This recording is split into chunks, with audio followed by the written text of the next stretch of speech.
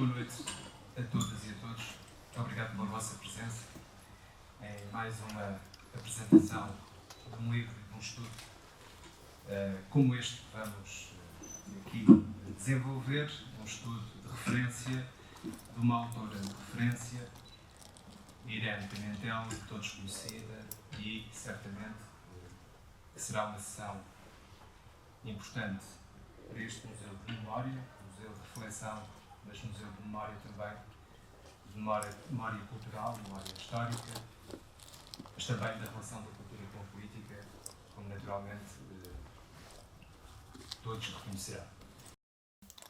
Antes disso, agradecer a presença da Sra. Vereadora Nala Rainha, também do Sr. Vereador, e de todos aqueles que aqui estão para connosco pensarmos um pouco este tema, sendo certo que o pensamento deve ser desenvolvido em função também do conhecimento, e para isso teremos a oportunidade de ouvir a Irene Pimentel. Mas antes de fazer uma breve apresentação da nossa convidada, também a nossa convidada Guilhermina Gomes, como editora deste livro e representante da editora, que se pôs ao caminho para mais uma vez fazer uma edição com esta qualidade, uma vez mais também de referência, sabendo que é muito importante que as editoras não percam a relação com a história, com a investigação, e que a investigação também consiga ter uma dimensão, não diria popular, isso já se vai esperar muito, mas de qualquer modo, com um público cada vez mais vasto. E eu penso que a sala que aqui temos hoje é o reflexo de uma sexta-feira, em pleno conflito com o futebol. Temos uma casa, eu diria, muito, muito boa. E passava neste momento a palavra à Guilhermina Gomes para falar um pouco desta edição. Obrigada. Dos seus contornos. Obrigada. Bom, eu não tomo muito tempo. Dr. David Santos, muito obrigada por me ter convidado a acompanhar a historiadora Irene Pimentel, senhora vereadora da Cultura, caríssimas senhoras e senhores. É de facto muito importante que estejam aqui presentes para ouvir a nossa historiadora, importantíssima figura da historiografia portuguesa, que eu tenho a honra de publicar há muitos anos, no Círculo de Leitores durante muito tempo, e agora, nestes últimos 12 anos em que na Temas e Debates construí um catálogo de grande qualidade, assim eu espero, aliás trabalho para isso e espero que seja assim recepcionado pelos leitores. Tenho só que lamentar que a investigação continua a ser extraordinária, a Irene continua a fazer o seu trabalho, já está a caminho de outro livro, porque ela não para de trabalhar, é uma mulher extraordinária, de uma grande qualidade intelectual, e o que nos faz falta aos autores e aos editores são os leitores, porque os historiadores bem podem trabalhar a memória, mas se os leitores não lerem, fica um trabalho, é claro, passado a livro, mas sem outra consequência futura. Não é em vão que se chama Temas e Debates. Se é temas, é para debates. Debates há poucos, porque há pouca leitura. Então, como em todos os outros livros da historiadora Irene Pimentel, ela faz o seu trabalho, vai-me dizendo o que está a fazer e, desde que queira manter-se comigo, eu quero sempre manter-me com ela.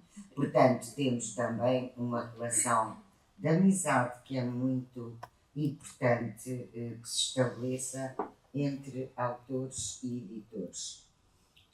Eu não vou dizer que só publico livros de que eu gosto particularmente, ou com um ideário que eu prefiro. Às vezes publico outros de outros autores que têm um pensamento distinto, porque a diversidade também deve ser passada, e desde que o pensamento seja diferente, mas seja de grande qualidade intelectual, pois pode ser diferente, porque nós devemos conhecer a diversidade para decidirmos sobre por que caminho vamos e o que queremos. Temos que saber que há a diversidade, e só lendo se sabe. E não vos tomo mais tempo, porque o que nós verdadeiramente estamos aqui para fazer é ouvir a nossa querida historiadora Irene Pimentel. Muito obrigado.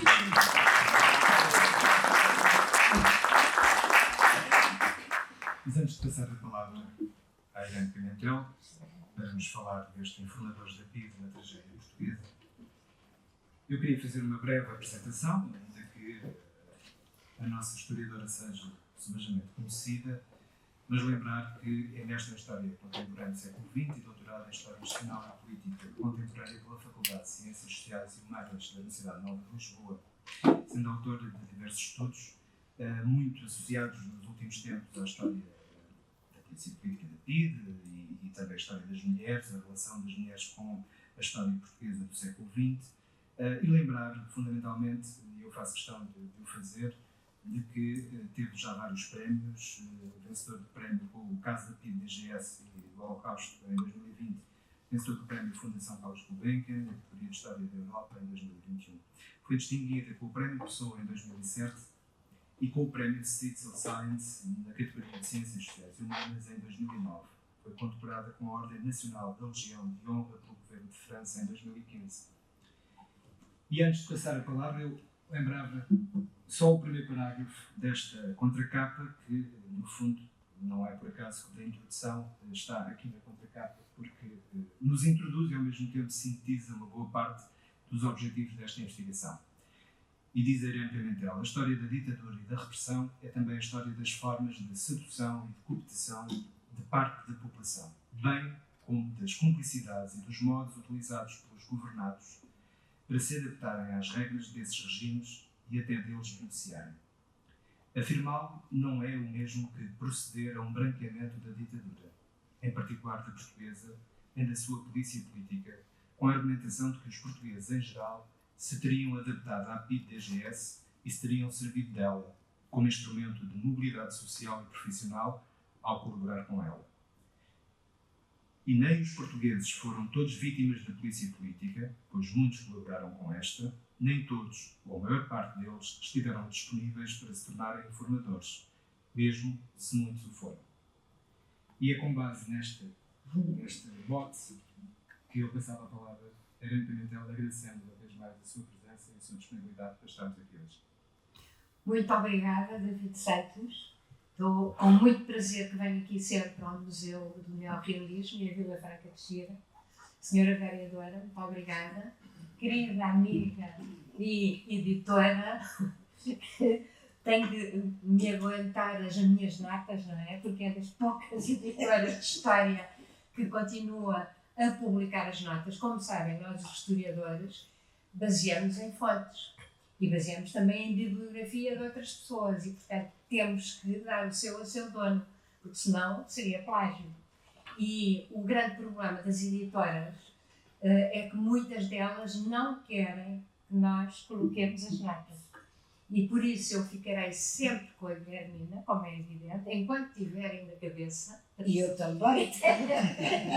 E enquanto a editora também no caso, porque é de facto muito, muito importante o trabalho que faz a editora. Não se esqueçam que foi a Guilhermina que fez a História de Portugal, que é talvez das obras mais extraordinárias em Portugal, num país onde não se lê. E que se vendeu, ainda por cima, não é? Acho que foi até um fenómeno a nível europeu, a venda da história de Portugal em vários volumes com vários historiadores. Do Zé Matoso, exatamente. E isso é qualquer coisa que bastava isso para a Guilhermina já ser a editora. Mas ainda por cima continua e continuou. Mas já agora, normalmente quando se vem apresentar um livro, vem outra pessoa a apresentar um livro. Por isso é que eu agradeço muitíssimo ao David ter dado aqui um mote, porque é sempre muito difícil para mim, como é que eu vou começar, não é?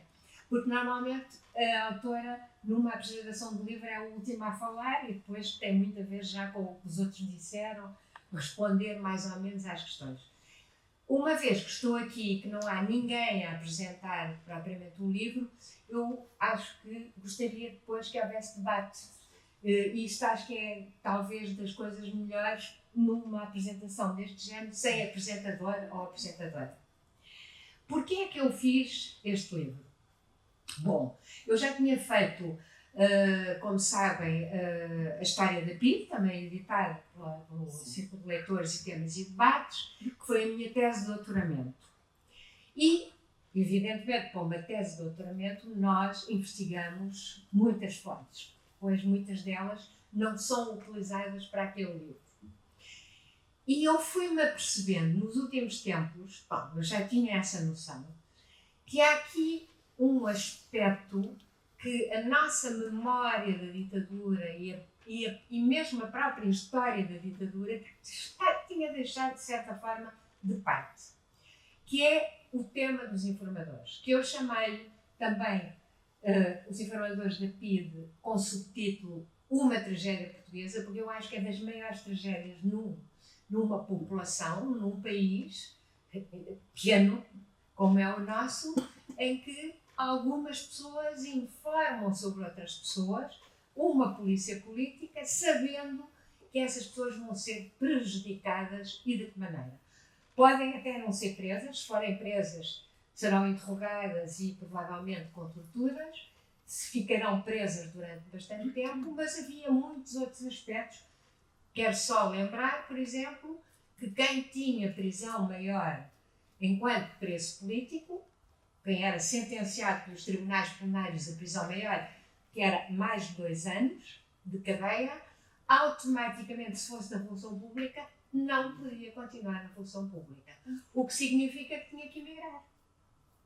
Ou então, como é que é? O que é que faria? Ou, eventualmente, podia arranjar um lugar no espaço privado, mas era muito difícil porque mesmo o espaço privado tinha informações e não queria normalmente, a não ser que fosse da oposição, portanto, empregar pessoas que tivessem estado não enquanto presos comuns, mas presos políticos.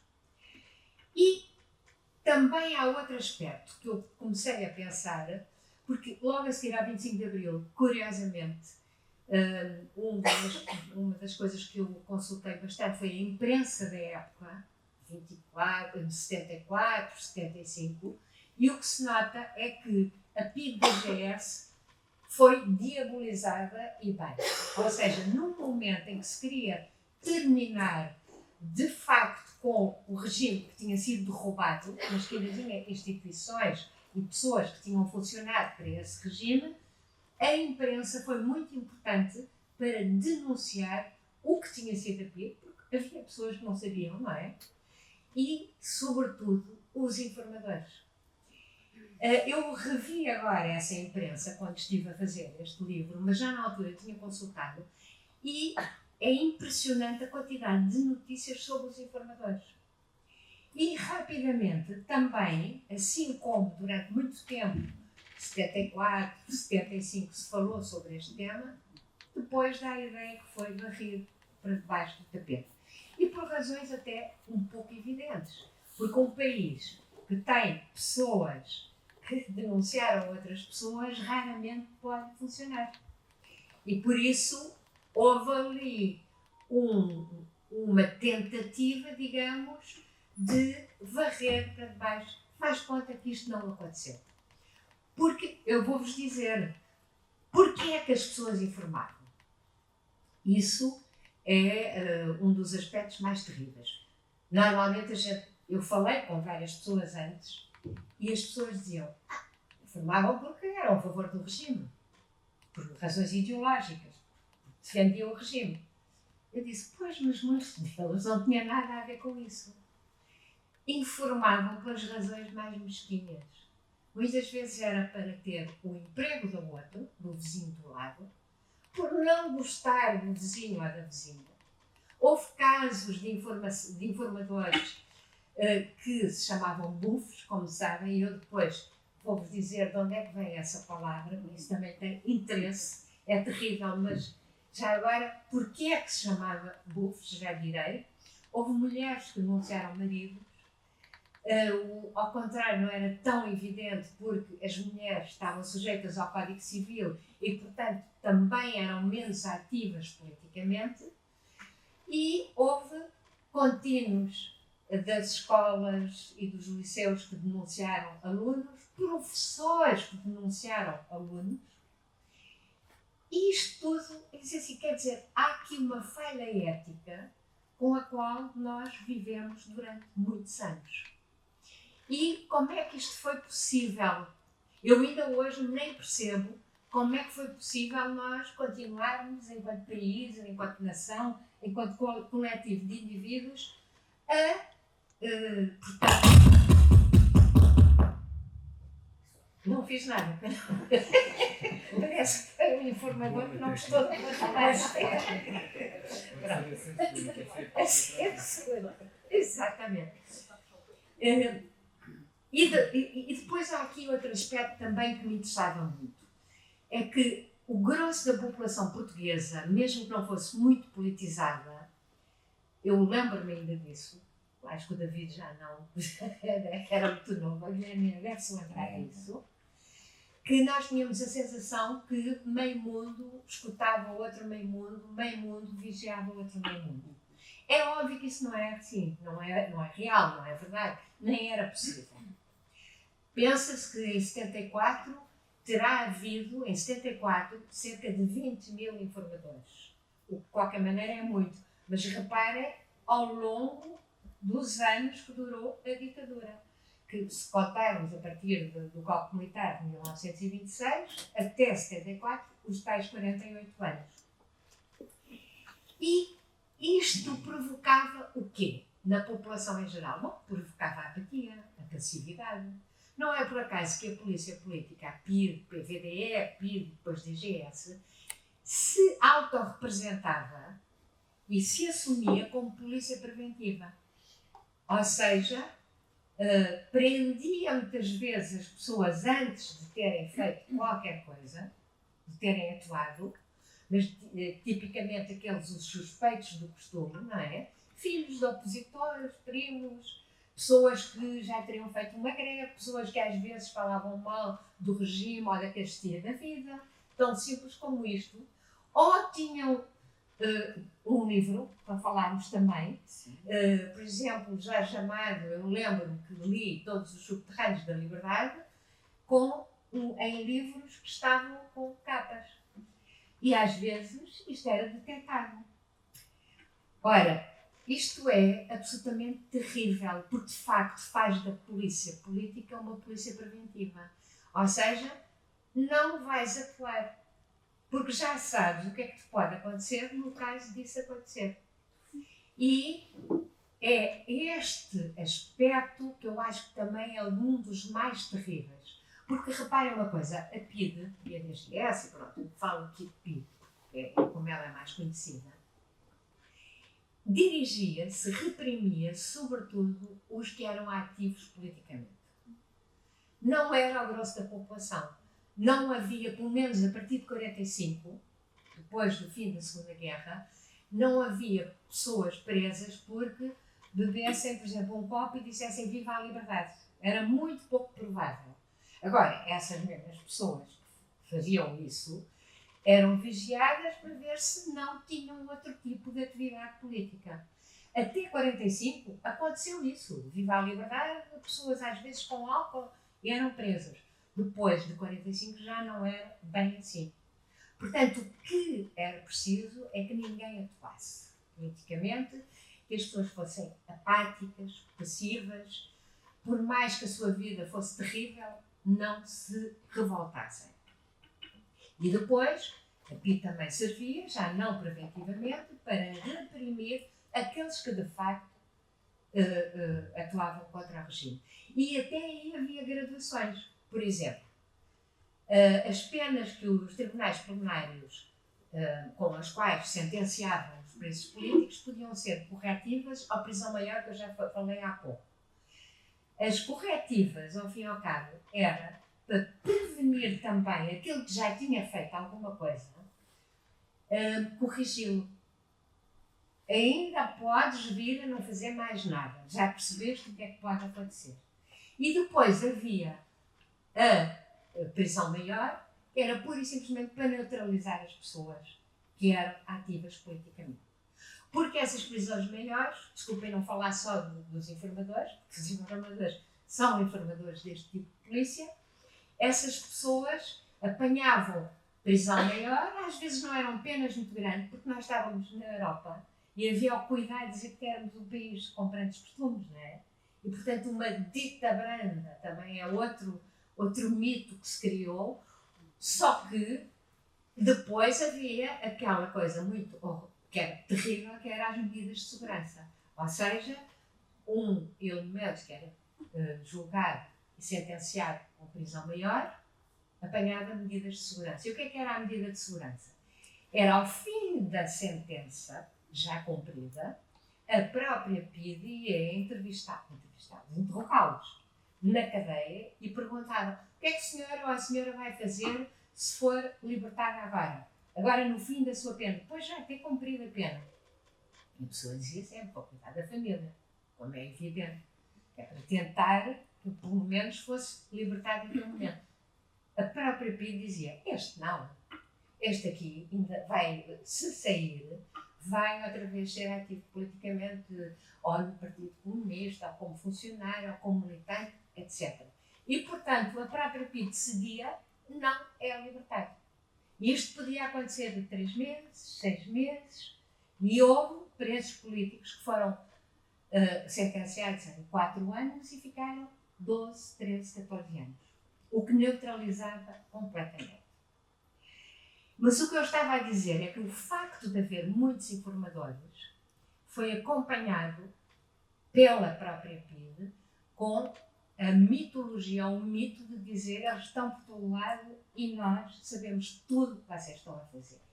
E a própria oposição, a oposição ao regime, colaborou de certa forma com esta mitificação. Porque a PIDE não estava em todo lado, não ouvia todas as conversas ao telefone. Aliás, podia ouvir muito poucas, porque os meios técnicos que tinham eram muito maus e eram muito, digamos, rudimentares. Aliás, foram os serviços secretos franceses que em 64 forneceram aparelhos de escuta um pouco melhores.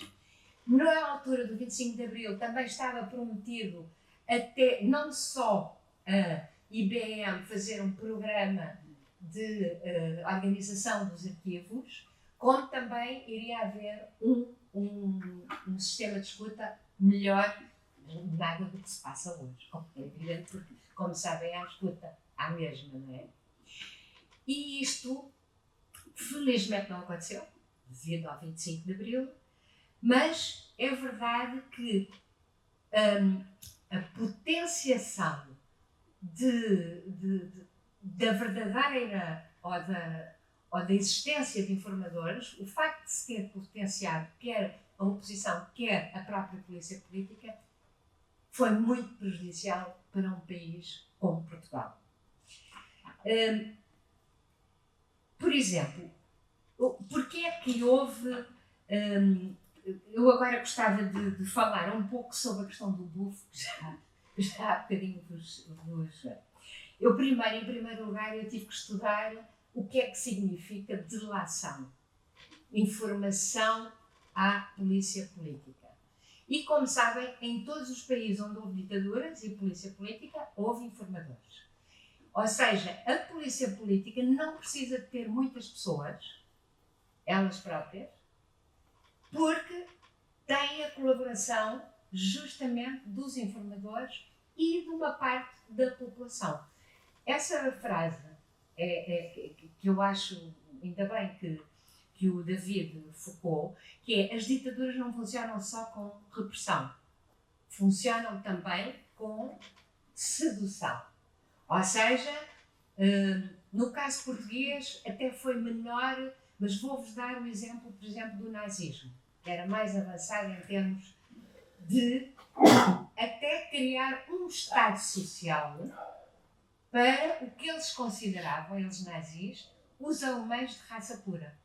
Simplesmente os que não eram considerados de raça pura, ou que eram comunistas ou socialistas, judeus, ciganos, não usavam desse Estado social. Todos os outros, sim. E é por isso que o regime nazi é o primeiro regime na Alemanha a, portanto, organizar cruzeiros, aliás até à Madeira, para os operários alemães de raça pura. Em Portugal havia também, enfim, este tipo de coisas. Por exemplo, a FNAT, a Organização de Tempos Livres, era um pouco também para explicar, nós no fundo estamos muito preocupados com os nossos trabalhadores, com os tempos livres dos nossos trabalhadores. Portanto, isto tudo também existiu em Portugal. Claro que não foi ao nível do nazismo, porque em Portugal o que aconteceu foi que havia uma grande função pública, as pessoas ganhavam muito pouco, mas não tão pouco a pontos de se revoltarem. E aqui a PIDE e os informadores também entraram. Por exemplo, vou dar o caso do Alentejo. E vocês depois no livro podem ver, eu não vou dar aqui vários casos. No Alentejo havia imensos informadores. E o que é que os preocupava e o que é que a PIDE queria que eles informassem?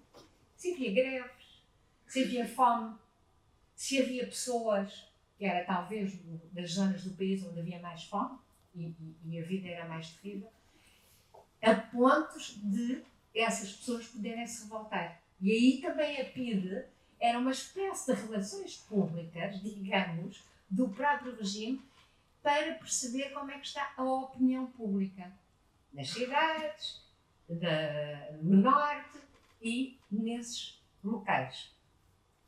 É terrível também a forma como os informadores eram recrutados. Eu só vou dar aqui alguns exemplos, que é o que eu posso fazer, depois podemos até discutir.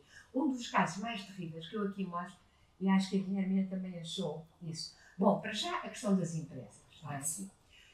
Portanto, as empresas, a PIDE, DGS, estava dividida em dois grandes serviços. Depois tinha os administrativos e também as fronteiras, os passaportes, essas coisas. Mas, digamos, o grosso era os serviços de investigação e os serviços de informação. Os serviços de informação eram os que recolhiam a informação para aprender, e geriam os informadores, portanto, o grupo dos informadores, geriam a interseção postal e a escuta telefónica. Os serviços de investigação eram os serviços que interrogavam os presos políticos. Eram esses serviços que depois torturavam os presos políticos através de não deixando de dormir, através da tortura do sono, da estátua, espancamentos. E estes dois grupos funcionavam em rede, também em rivalidade, é verdade.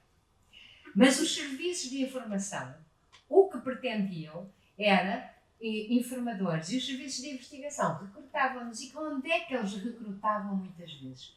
Na própria prisão.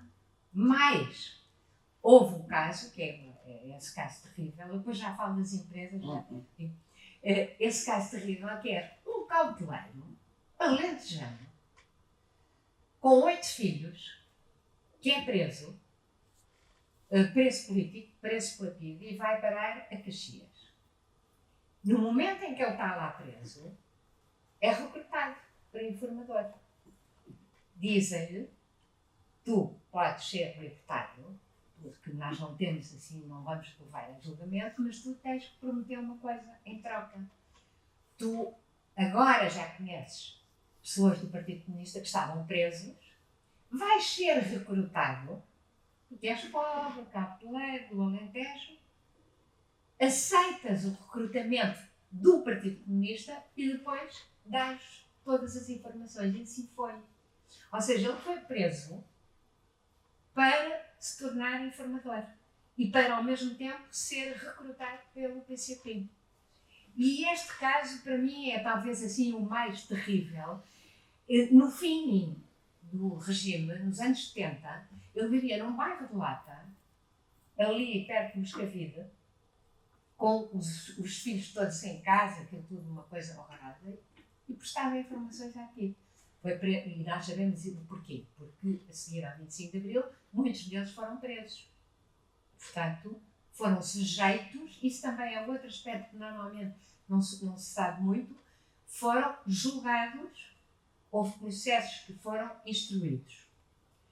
Os serviços de informação, que eu acabei de dizer, não os de investigação, os tais que geriam os informadores, a escuta telefónica e por aí fora, tinham outro serviço que era absolutamente extraordinário. Aliciavam as grandes empresas, públicas ou privadas, a Sacora, a Ponte sobre o Tejo, a RTP, a RDP, as grandes empresas aliciavam as administrações e prometiam-lhes a própria PIDE ia lá fazer, digamos, publicidade do que podia fornecer. E o que é que fornecia?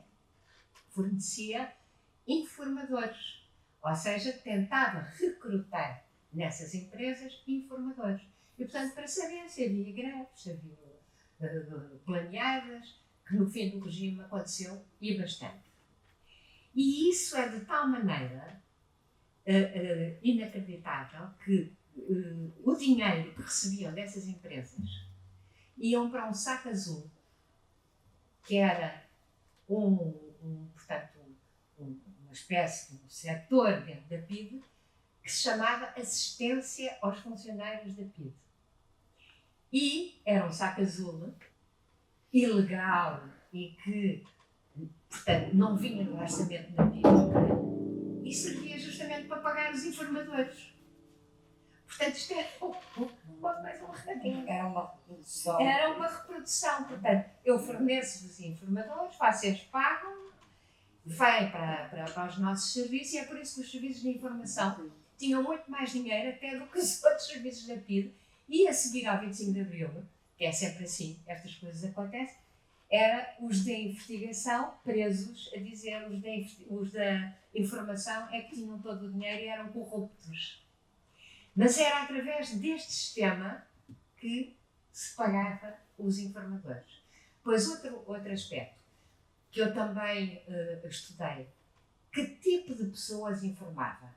A nossa tendência é para dizer pessoas pobres, não é? Para pessoas pobres, que ganhavam mal e que queriam mais um dinheirito, porque eles eram pagos, independentemente de ser por inveja, por rivalidade, por concorrência, eles também eram pagos. Mas sabem quanto é que ganhavam a maioria por mês? 200, 300 escudos. Está bem que os escudos hoje já não temos bem a noção. Nem sei o que é que seria pai de 2 euros, não sei, isso não sei. Mas tinha peso. Tinha algum peso, porque se a pessoa ganhava 500 escudos, Era um país muito miserável. era muito miserável, tem toda a razão. Mas não eram só essas pessoas que sabiam de informadores. Havia também outros. Havia médicos, padres, uma quantidade deles, o que é terrível, porque ouviam as pessoas em confissão. Havia engenheiros, havia presidentes de Câmara, havia governadores civis, isso, regedores, mas esses ainda estão, digamos que ainda colaboravam com o regime, até porque eram do próprio regime. Isto aqui já era para além disso. E depois também, o que é que interessava à PIDE um indivíduo, por exemplo, que fosse analfabeto, que não conhecesse ninguém da oposição? Não interessava à PIDE recrutá-lo. Aliás, outro aspecto que é terrível é que o Ministério do Interior, que era a tutela da PIDE, recebeu, ao longo dos anos, uma quantidade enorme de cartas, não só ele, até o próprio Salazar recebia cartas até à Presidência da República, mas sobretudo o Ministério do Interior, de pessoas a candidatarem-se a ser informador da PIDE. E então, nós vimos, olha, um dos casos eram 2 irmãos aqui da Zócoma, perfeitamente. É Alverca, não é? Pronto. E explicavam que não tinham pouco dinheiro e que não sei o quê. Outros diziam, eu quero ser informador da PIDE porque eu sempre gostei muito de ser polícia. Depois havia pessoas que não eram informadores da PIDE e diziam que eram informadores da PIDE. Casos em Peniche que eu apanhei 2 ou 3. Que a PIDE depois até aprendeu, porque disse que o senhor estava a gravar, porque queriam mostrar poder, queriam, ao fim e ao cabo, partilhar uma parte do poder do regime. Depois havia outros também que diziam, esses já eu disse há pouco, mas que era uma minoria, que eu acreditava naquele regime. Depois, quando foram presos, disseram assim, eu acreditava naquele regime e, portanto, era a minha maneira de defender o regime. Esse mesmo apanhou-se, a Comissão de Extinção, depois que instruiu o processo, apanhou cartas dele a dizer, já sabe que eu não quero dinheiro pelas informações que presto, mas estou agora com uma dívida e se o senhor inspetor puder, se me mandasse umas coisas. Portanto, era quase sempre para lucrar com isso. Isto, eu não sei muito bem que outras coisas é que eu poderia falar, mas gostaria de focar também 3 aspectos que não estão neste livro. Pode ser que um dia, bom, da minha parte já não deve ser, é pouco provável, porque entretanto há outros temas. Mas um dos casos é, por exemplo, eu não estudei os informadores de forma exaustiva. Portanto, interessou-me, porque não podia mesmo, porque não temos acesso a esse tipo de fontes. E o chefe, diretor dos serviços de informação no próprio 25 de Abril, o Álvaro Pereira Carvalho, inspetor superior, queimou uma série de... Ele sabia que aquilo é que era terrível. Portanto, listas de informadores que remetiam, porque eles tinham todos pseudónimos, cujos pseudónimos remetiam para o nome verdadeiro. E ainda hoje também na Torre do Tombo não se pode ter acesso ao nome verdadeiro de determinado informador. Percebe-se um pouco porque durante muitos anos esteve a ver que essas pessoas têm filhos, têm netos, mas eu acho que, é a minha opinião, 50 anos depois do 25 de Abril, que vai comemorar agora, já é a altura, porque eu acho que também, bom, é um bocadinho aquela coisa, a história não é um tribunal. Agora, também aquelas pessoas puseram-se a jeito, se calhar, para serem, não é? Acho eu. Mas o que me interessou mais não foi, de facto, fazer um trabalho exaustivo, foi dar exemplos. Claro que o grosso dos informadores que a PIDE tentava recrutar era no seio do PCP e conseguiu, em muitos casos, pessoas que estavam no aparelho logístico, que eram motoristas de funcionários clandestinos, que levavam esses funcionários a reuniões, só se depois veio a saber depois do 25 de Abril. Havia também mulheres informadoras. Isso também é outro aspecto. Claro que o grosso era homens, até porque as mulheres, devido ao Código Civil, deviam obediência aos maridos, portanto também não eram tão ativas. E também não tratei dos elementos da PIDE em África. Também já disse isso, mas é todo um trabalho para outra investigação, porque os informadores em África, que eram informadores também das Forças Armadas e da própria PIDE, evidentemente que é outro mundo do que este português. E depois queria deixar também aqui alguma coisa para que é que isto serve, a história, ao fim e ao cabo.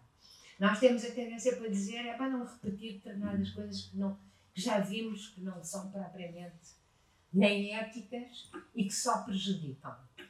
Eu, cada vez mais, estou a ficar um pouco desiludida, mas também, como tenho este bicho, nunca vou deixar de investigar, porque de facto é verdade que nós temos a tendência para dizer nunca mais e o nunca mais não existe. Portanto, passa a ver outra vez. Mas há aqui um aspecto que de vez em quando e que eu vos queria colocar, que de vez em quando é muito abordado na nossa justiça da democracia, que é a delação premiada. Ora, a delação premiada não é mais do que um informador que lucra para prejudicar ou para denunciar outra pessoa. Pode denunciar um criminoso, é verdade, porque ele é cúmplice desse criminoso e por isso é que ele sabe tudo. Agora, eu acho que é antiético depois premiar este tipo de delator. É uma questão que existe em vários países do mundo democrático, mas eu acho que num país como Portugal, que teve esta chaga, esta tragédia, diria, acho que devia ter algum cuidado para não repetir este tipo de coisas. E agora estou completamente disponível para questões que queiram pôr, que acho que é o mais interessante. Muito obrigada.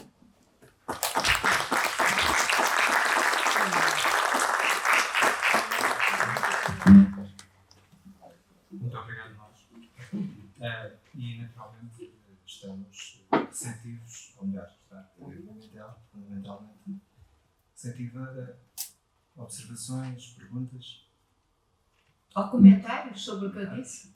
Posso ter dito alguma? Só curiosa. Sim, sim. Queria só saber o significado do bufo. Não cheguei a dizer. Exatamente. Eu até vou ler. Distancia um pouco.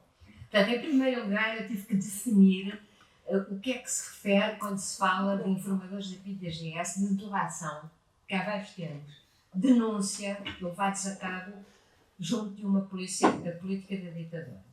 O ato de delatar ou a delação podem ter como sinónimos precisamente incriminação, queixa, arguição, denúncia. Mas o delator e a delação é sempre considerado, isto vão ver até online, aos sinónimos, sempre de uma forma pejorativa. E porquê? Porque não é alguém por civismo, digamos, que está aqui a denunciar alguém que cometeu um crime. Não. É por razões de lucro pessoal e interesse pessoal a denunciar alguém a uma polícia política de uma ditadura. É completamente diferente de outras coisas. Não quer dizer que estes circuitos de delação, por exemplo, na função pública ou noutro lugar em democracia, não existam para prejudicar pessoas. E é por isso também que é interessante perceber o esquema, o que é que faz uma pessoa denunciar outra pessoa. O termo delação provém etimologicamente da palavra latina delatio delationis, que significa a revelação de um crime com o fim de tirar proveito, isto é que é importante, próprio, sobre um delito ou uma falha alheia. É verdade que a delação, como eu disse, de um crime, mesmo se for por interesse pessoal, pode servir à justiça, em democracia, e ser assim útil para a defesa de vítimas, por exemplo. Mas o ato é sempre considerado desprezível. Isto porque eu também tenho as minhas dúvidas. E muitas vezes eu acho que nós temos que, para atuarmos de uma forma que consideremos ética, temos que pensar, não é? Por exemplo, casos de pedofilia. Quer dizer, convém saber, não é? Porque o crime prejudica e vai prejudicar alguém pela vida fora. Por isso é que nós temos que saber todos os momentos da nossa vida o que é que devemos fazer. Mas não estou esquecida do bufo.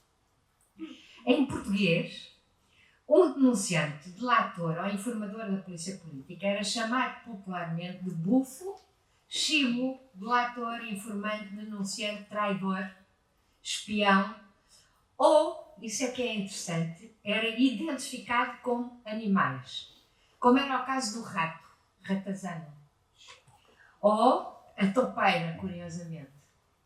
E como se verá, depois aqui eu tirei do meu coisa, porque eu dou uma indicação, aves de rapina e batráquios, sapo, por exemplo, havia uma delatora, uma informadora de PIDE da extrema-direita, na extrema-direita, porque também havia uma extrema mais direita do que o próprio regime, que tinha como pseudónimo Mocho. Eu achei muito interessante. O substantivo bufo pode ter várias origens. Uma origem pode ser o termo latino bubo, bonis, designação vulgar de um batráquio, ou ainda do mocho, da coruja ou de várias aves de rapina. E a história do mocho. Mas, eu por acaso não pus aqui, era isso que eu queria ler, quando se vai ver bufo, tem a ver com bufa também, e tem a ver, o sinónimo é normalmente ar que sai do ânus. Estão a perceber o que é, não é? E é daí a origem também da palavra bufo. Diga? E que incomoda. Eu compreendi essa situação várias relativas, sei foi dito, foi contado porque é que se dizia. E uma das razões foi esta, não é? Exatamente. Pronto, que é, eu preferia ter isto escrito e eu dizia. É algo muito baixo. Muito baixo. Exatamente, é isso.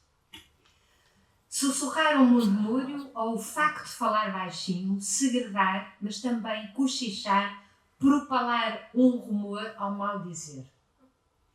Delatar passou a ser não só encorajado como premiado, portanto, antes do 25 de Abril. Mas atenção, não era bem visto.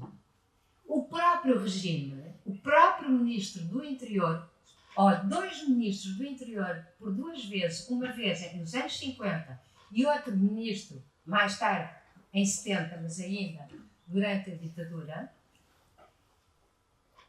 corresponderam-se dizendo que havia um mau hábito em Portugal, que era o excesso de denúncias. E isto porquê? O de 57, que era o Castelo de Abreu. Isto porquê? Porque havia também, no seio do próprio regime, pessoas que queriam prejudicar o colega do lado e denunciavam pessoas do regime. E isto para, ainda por cima, um país que tinha como ideologia o corporativismo. Como sabem, nós não tínhamos luta de classes, não é? Porque Salazar odiava esse termo. O que tínhamos era o corporativismo, que era assim uma espécie de uma, digamos, como é que eu posso dizer, um sonho salazarista, de pôr à mesma mesa os patrões e os trabalhadores, e eles, a bem da nação, negociavam depois os salários. Se não fosse a bem da nação, se não conseguissem negociar, vinha o Estado.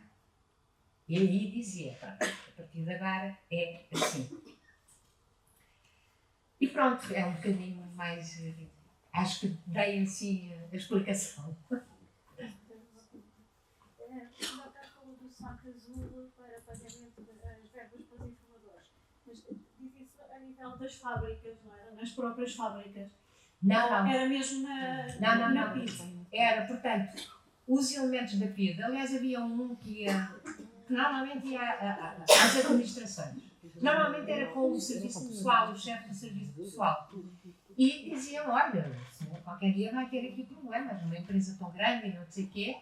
Nós, para já, se for empregar alguém, nós dizemos previamente se essa pessoa tem de ser emprego ou não. Imagina, porque isto é assim, isto implicava também o próprio trabalho, o próprio emprego das pessoas. E essas empresas, se aceitassem, e quase todas aceitavam, ou muitas delas aceitaram, pagavam os serviços de informação da PIDE. E é aí os serviços de informação da PIDE, porque esses serviços de informação tinham, isto passava-se, não se sabia. Era encaptado. Era encaptado, porque como é que era? Havia um senhor que era o Miguel da Silva, que era o funcionário superior da PIDE em termos administrativos. E havia o senhor Picaró, que era o contabilista. Eles estavam metidos com os serviços de informação. Eu é que lhes estou a chamar saco azul, eles não chamavam. Pois porque Aquilo dizia, era um fundo de assistência aos empregados da PIDE, se houvesse um azar, um problema, um familiar. Pois porque a minha questão era se, de facto, depois na contabilidade Não aparecia. era encaptado. Era né? encaptado. Que eu sempre achei, mas... Era encaptado. Sim, sim. Porque a PIDE era uma instituição do regime, portanto recebia o orçamento, Exato. não é?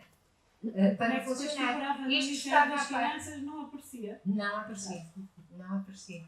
Obrigada. Claro que muita gente diz, o Salazar ou o Michel Caetano não sabia.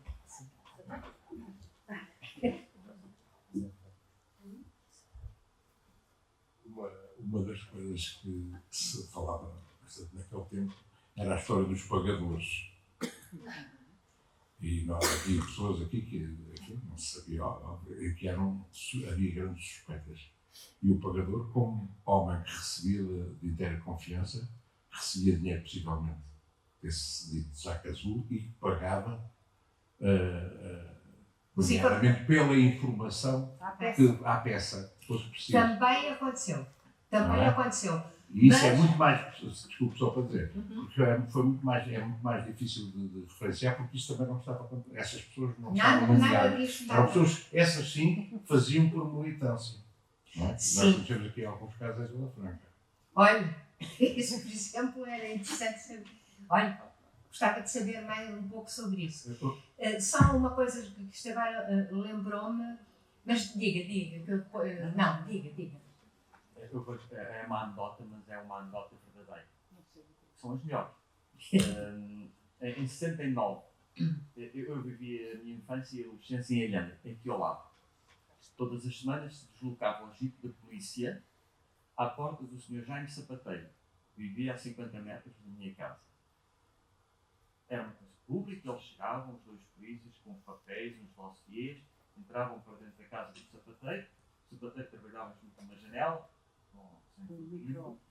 O sapateiro trabalhava junto da janela e, portanto, era a rua central, o sapateiro via toda a gente, passava para a estação, não sei o quê, e tinha o Alhandra ao lado, que era um clube desportivo. Sim. E muito marcado por uma componente de militantes, direção do Partido Comunista, acesso à biblioteca, etc. E o senhor adoeceu.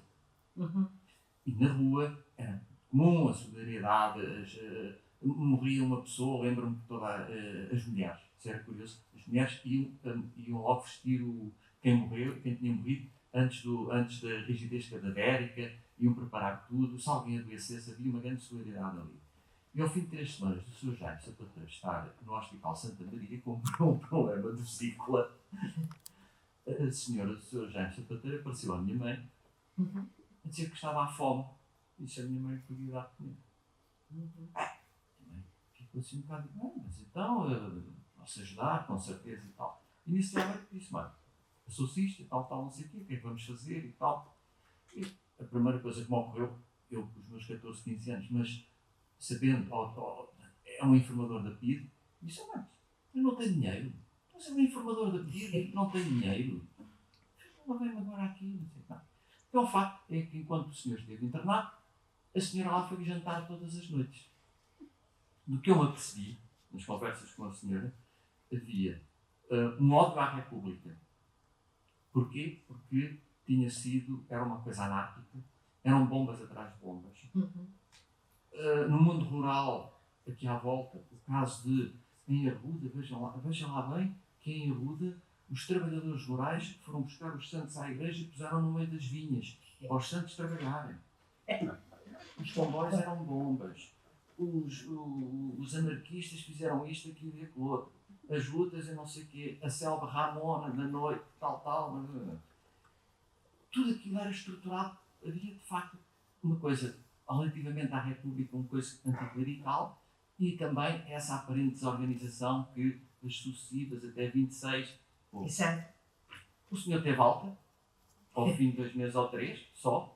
Nunca mais tinha alta, nós já não sabíamos o que é que havíamos de fazer aquilo. O senhor lá teve alta no tempo em que os doentes se arrastavam. Eu sou do tempo, olha, Santa Maria, endocrinologia, começam a ser usadas em 70 as tirinhas, as primeiras tirinhas para o controle da glicémia. Sim.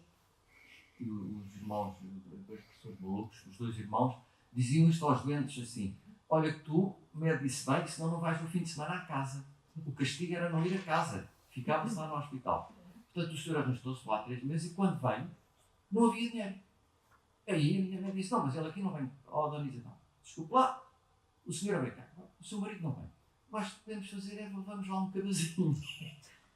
Então aí ele leva um cabazinho, muito contra a vontade, este fascista, este gajo da PIDE, lá vem-me trazer comer, mas onde é que está o dinheiro da PIDE? Não é? Até que o senhor lá começou a pregar umas solas. Mas essa coisa, porque há bocado quando falou nos 200 escudos, eu não sei se é 73, se é 63. 200 escudos em 63 era dinheiro. Sim, é Era verdade. dinheiro. É Em verdade. 73 já não seria, mas em 63 era dinheiro.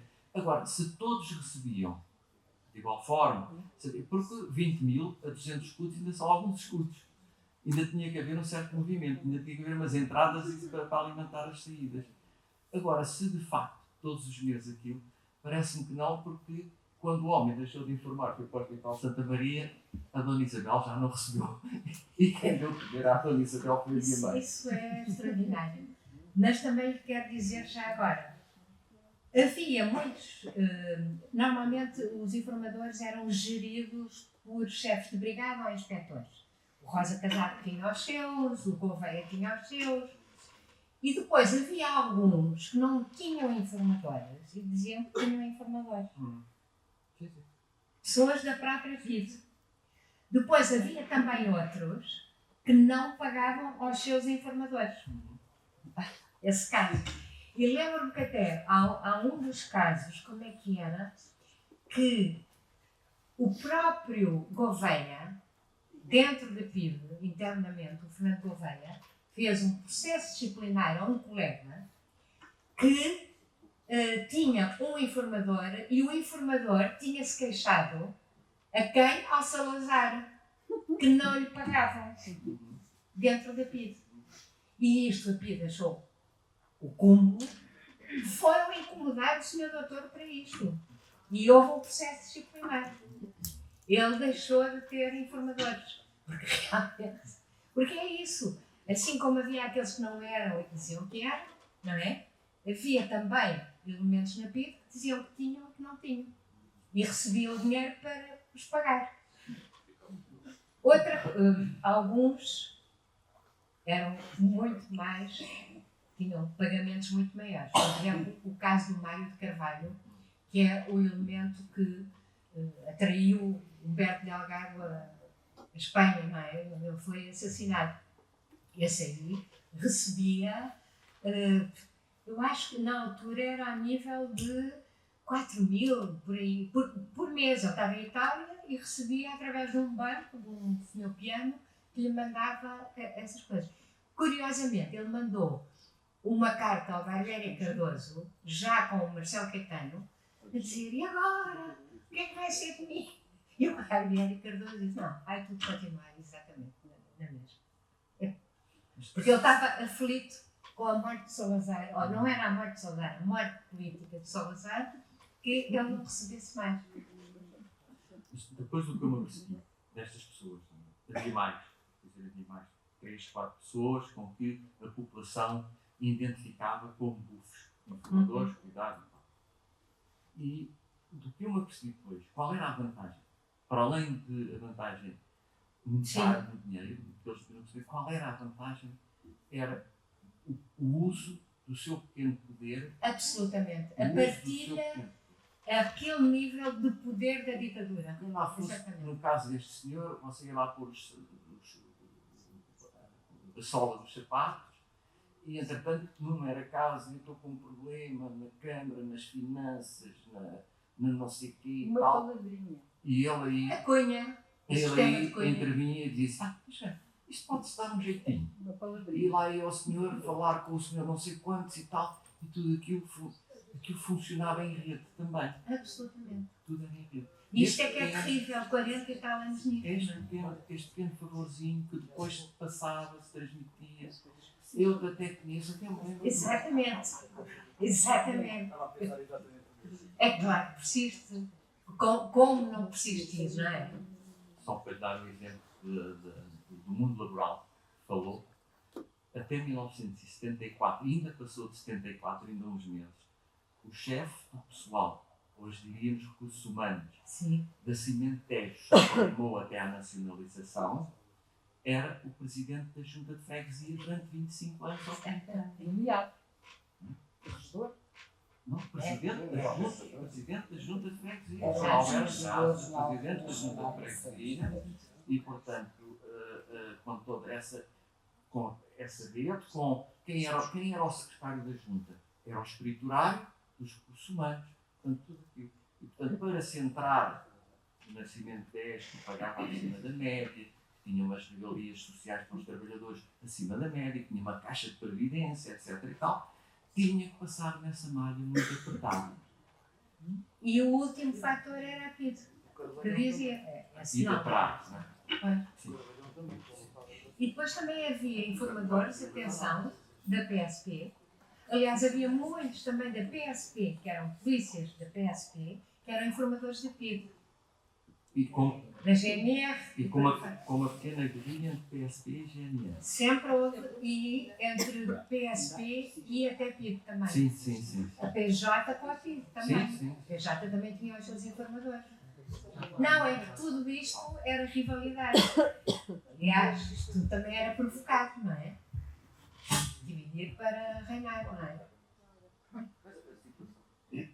A situação dos cafés. Havia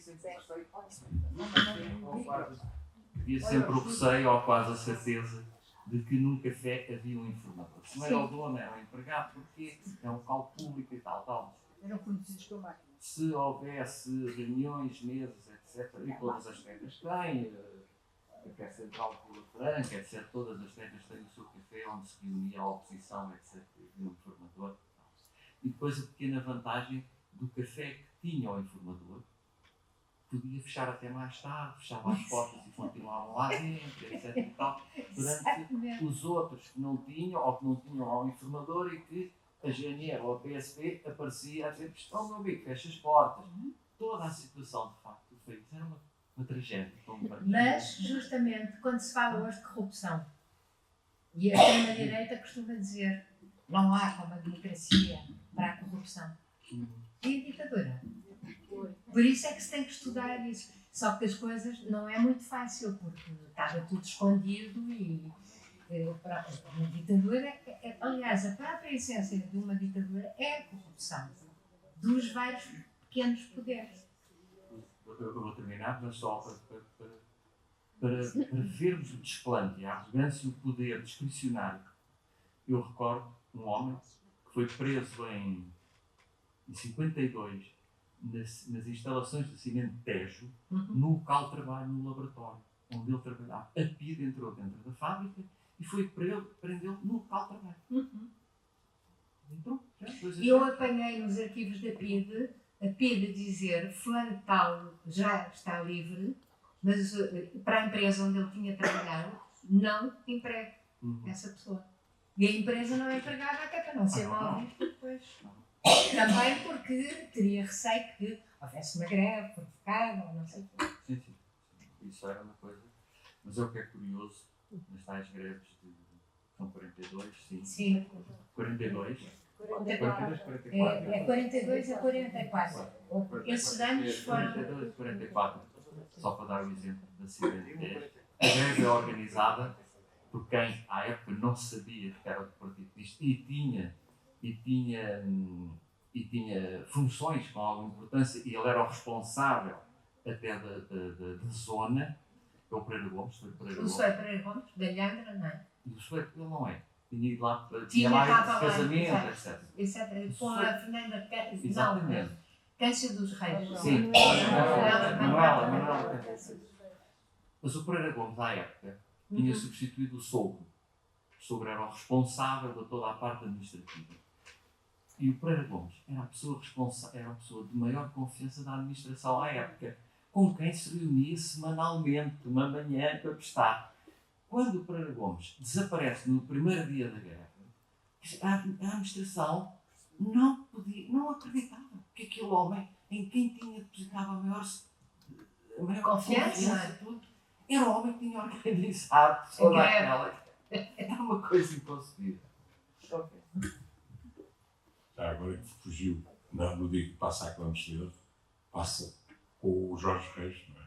Sim, Como os dois desaparecem, não é? Porque o Jorge Reis também é que trabalhou com ela. exatamente. Que depois vai para a França, não é? Depois vai para trás. Tinha aqui duas questões. Uma sobre a ideia de traje, Hum. que está no título. E estava aqui a ouvir estes comentários e estava aqui a pensar que provavelmente o trágico é exatamente isso. Ou seja, um certo ambiente que foi criado e que se foi propagando e que provavelmente ainda está entre nós. Uma certa ideia de denúncia, de não Traição. exposição. Sentido de traição, não é?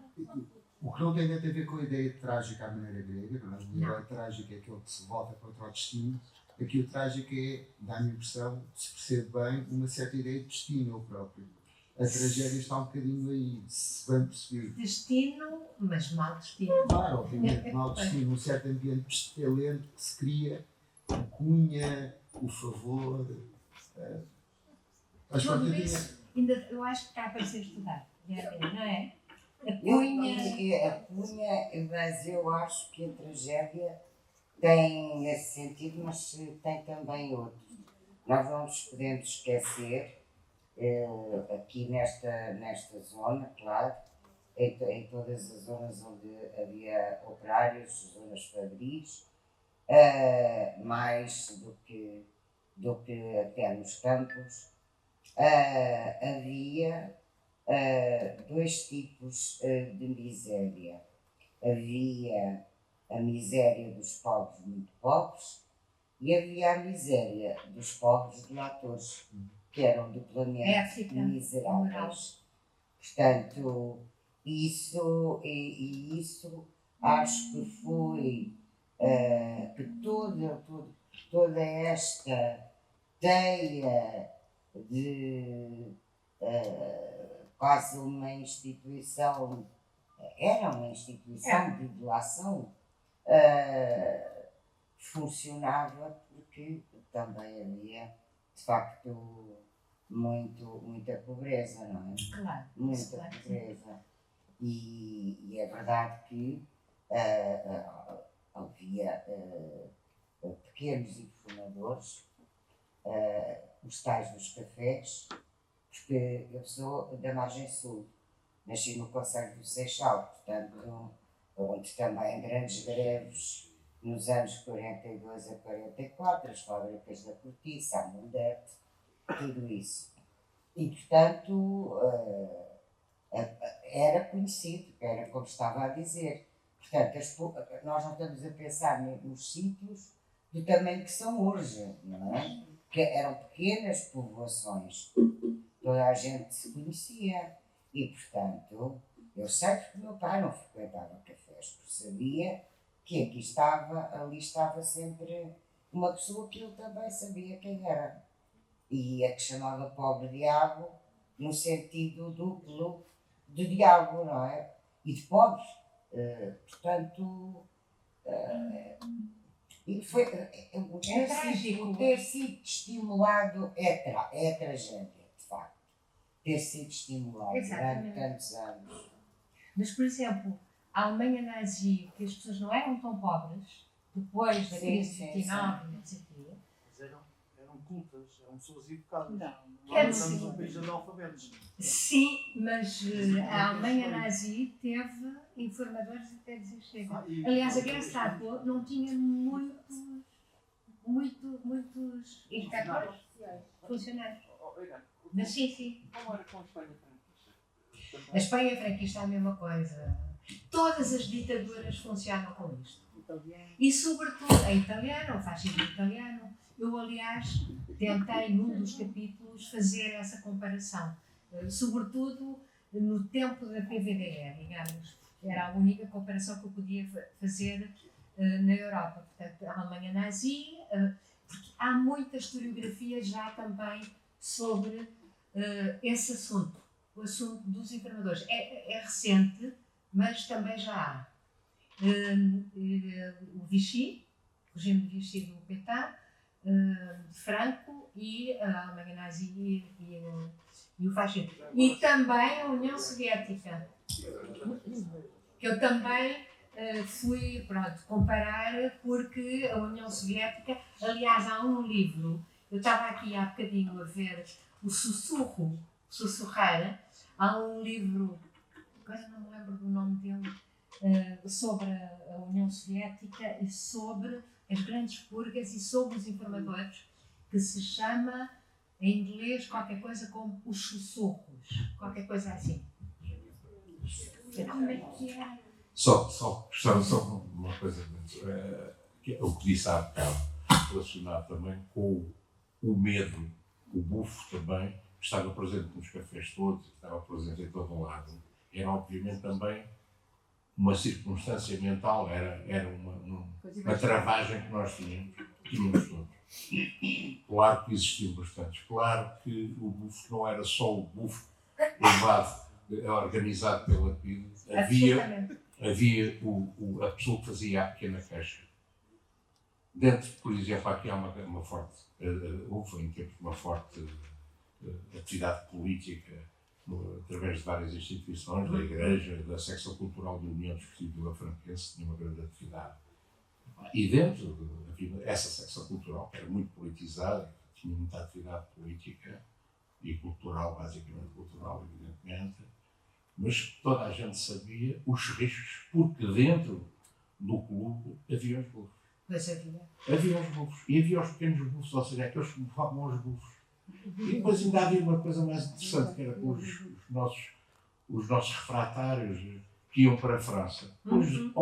Muita gente, nos retornos, alguns que se organizaram, retornavam a Portugal e eram apanhados aqui na fronteira porque tinham reuniões nos cafés, o famoso café Crocodilo, o Luxemburgo e por outros, não é? Onde faziam grandes reuniões, toda a gente ouvia, nomeadamente os russos que também lá estavam. Não é? Aliás, eu estou agora, o trabalho que estou a fazer, que é o relacionamento entre a PIDE-DGS e os serviços secretos das democracias, e sobretudo de França, que evidentemente forneciam à PIDE também uma data de coisa. É verdade que não extraditava, nem refratários, nem desertores, e quando consideravam que eram questões políticas, por exemplo, o Paulo Inácio, não, e sobretudo o Paulo Inácio, porque o Salazar pediu em 67 ou 68 a extradição dele, quer dizer, ele roubou um banco, o Banco da Figueira da Foz. E aí em França eles tiveram cuidado. Agora, tudo o resto colaboraram à grande e à francesa. E havia informadores também na PIDE na imigração. Doutora Irene, há pouco eu tinha falado que antes de 45 as coisas eram. Olha o micro, olha o som.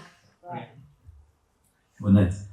Há pouco a doutora Irene tinha referido que antes de 45 as pessoas eram presas com mais facilidade apenas por dizer viva a liberdade.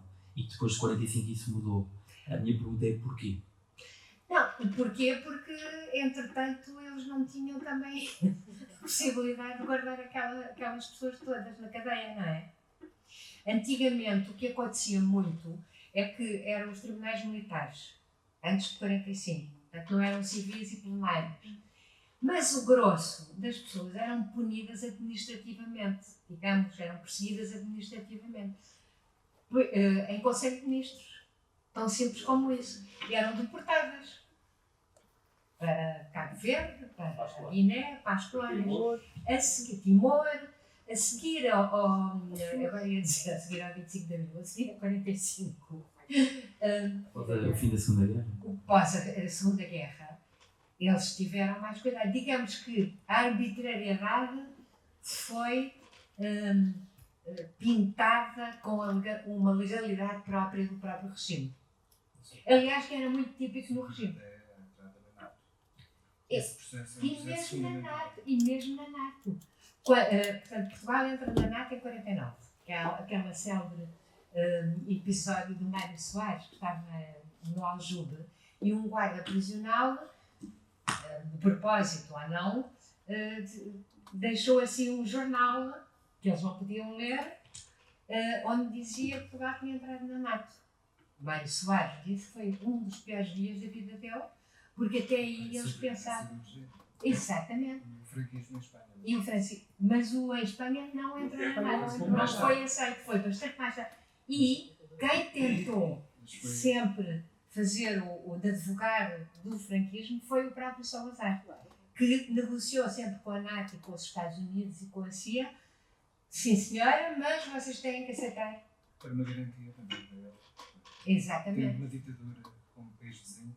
Exatamente.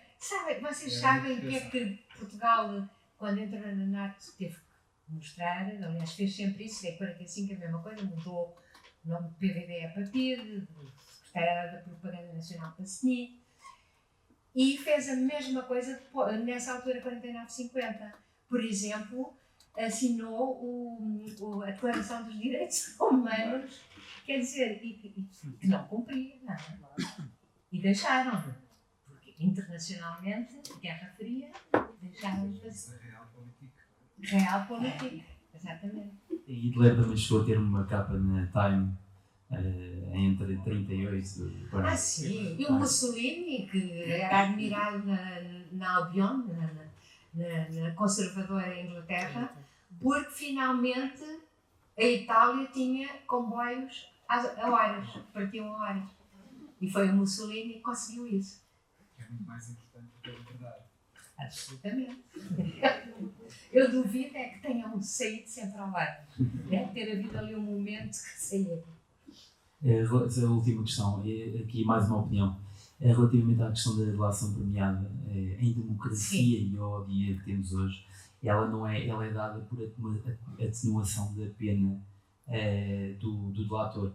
E, portanto, tem um efeito positivo, na minha opinião, e não negativo, porque não há uma troca, não há uma vantagem, digamos, monetária de valorização das suas condições.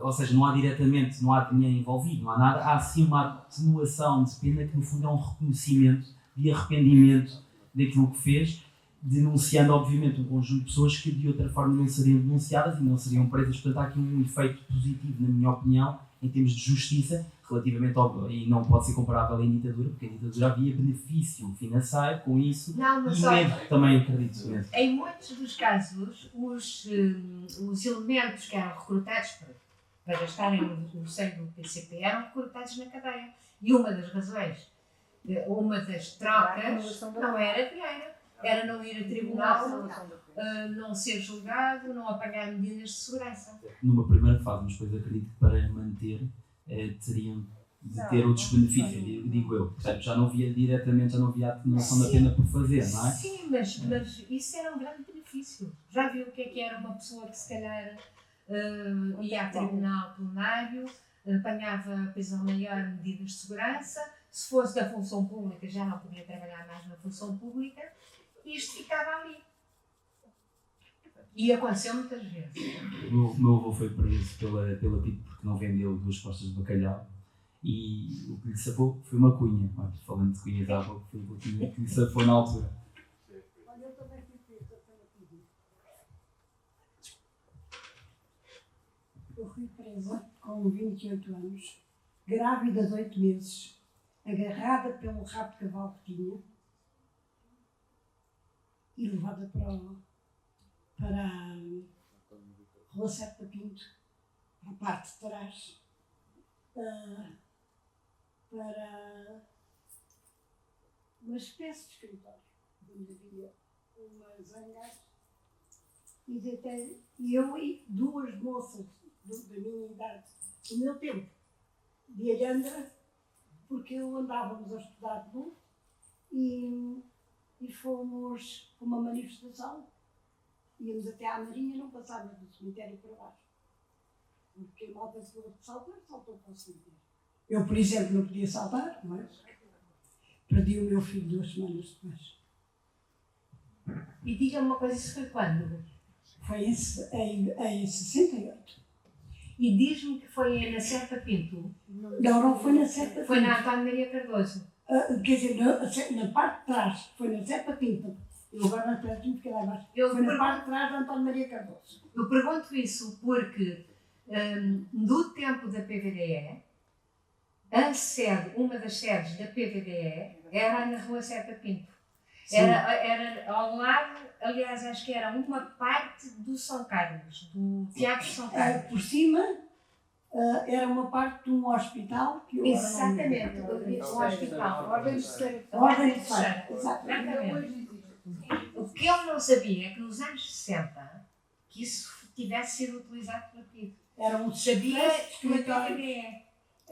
Portanto, naquela altura, eu não sei quando não sabia, quando tinha ido o meu pai, é que o meu pai, portanto, era de Lisboa, era de Campo de Urique, nascido e criado, claro, mas criado na rua.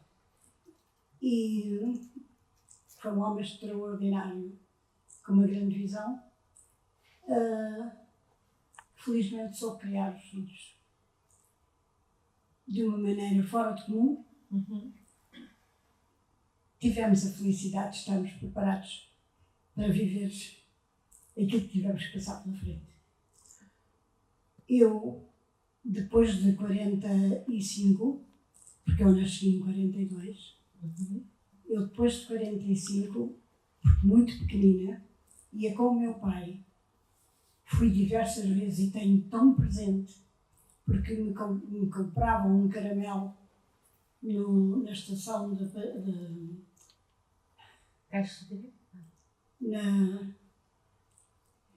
isto é tudo muito complicado. Eu percebo. Não, na estação da Parede, porque as pessoas que iam não iam para Caxias, iam a pé da Parede para Caxias.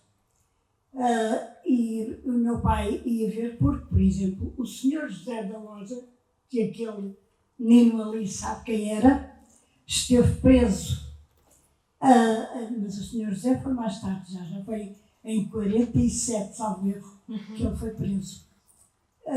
E o meu pai, daqui de Vila Franca esteve muita gente, e da Andra muita gente presa. Eu sei. O meu pai trabalhava na fábrica do arroz e vendia jogo nas horas vagas, pronto, quando saía da fábrica. E conhecia muita gente, porque era fácil, porque andava na roda das caminhonetes para poder vender algum jogo. E teve sempre, foi sempre considerado que era do Partido Comunista. E o meu pai ia ver vários amigos que lá estavam, e não só a Caxias. E eu era pequenininha com o meu pai, porque a minha mãe ia trabalhar. O meu irmão nasce um bocadinho mais tarde, portanto eu era sozinha, não tínhamos família. Minha mãe era da Roca, não tínhamos família aqui mais em Vila Franca. E isto para dizer que eu punha um algodão diodado que já tinha sido usado. O algodão diodado, para quem não conhecesse, tinha uma cor e depois de usado ficava quase branco. E então punham para terem bilhetes dentro do algodão. Para eu entrava com o meu pai e para dar aos presos. Pois, para certas pessoas que lá estavam dentro. Porque era uma criança, toda a gente brincava com a miúda, tinha 3, 4 anos, toda a gente brincava com a miúda e já propositadamente ia coisa. E às vezes eu fazia grandes bitas, não queria ir.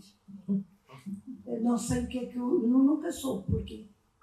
Quando o meu pai me contava, às vezes mais tarde, eu fazia muita confusão, porque não sei, não me fizeram nunca mal nenhum. E então o meu pai dizia que eu fazia a vida por causa do chupa-chupa, que era aquele coisinho torcido de algodão, disparado, de tipo sombrinha, assim, um caramelo. E eu, portanto, não havia dinheiro 2 ou 3 estudos que fosse, não sei, não faço ideia. Mas sei, tenho muito presente de chegar a trazer dentro do bolsinho de um casaco qualquer coisa e dizer ao meu pai: tenho a mão tão quentinha, e o meu pai me dizer: isso é fogo, filha, tu levas aí. Que imagem. O meu pai partiu com 83 anos e eu nesse dia soube que o meu pai nunca tinha pertencido à PIT. Partido Comunista de Esperate. Porque não é por ter sido o Partido Comunista ou qualquer um outro. Para mim, eu queria ter a certeza, porque eu tenho 80 anos, mas vivi N coisas de perto. Passei por elas.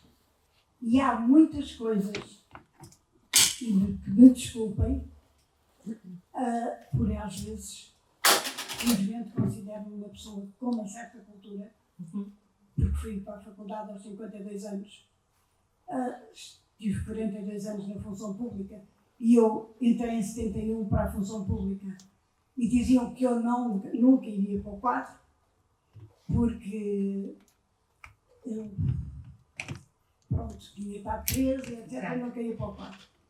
Mas eu não fui para o quadro, entrei a 6 de maio de 74, por conseguir estava tudo feito, foi só à espera que acontecesse qualquer coisa.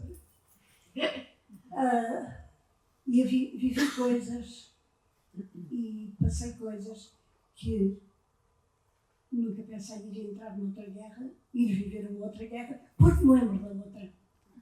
Não é por ter 3 anos que me lembro, não. É porque não é quando a guerra acaba. O pós-guerra foi muito pior do que a guerra em si, segundo quem a viveu. Eu, embora a vivesse, porque a guerra começa justamente quando eu nasci, quase. Mas se esta guerra ficar por ali, que não fica. É horrível. É horrível. Horrível. Contou a sua história já a alguém? A minha história está toda escrita praticamente.